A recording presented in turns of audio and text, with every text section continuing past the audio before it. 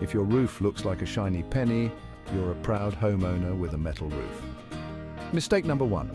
Skipping regular inspections. Check your roof at least twice a year for rust spots, loose fasteners, or worn sealants.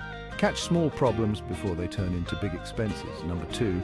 Using harsh cleaning methods, abrasive tools and harsh chemicals can damage your roof's protective coating. Stick to a soft bristled brush, water and some mild detergent.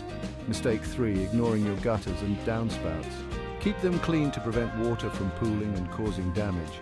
Leaves and debris can lead to costly issues. Number 4. Forgetting sealant and coating maintenance. Check these protective layers annually and reapply as needed to keep rust and leaks at bay. Finally, mistake 5. DIY repairs without proper knowledge. Complex repairs are best left to professionals to avoid voiding warranties or causing more damage. Remember, proper maintenance keeps your metal roof in top shape and saves you money. Thanks for watching. If you found this helpful, hit subscribe for more home tips. Until next time, take care.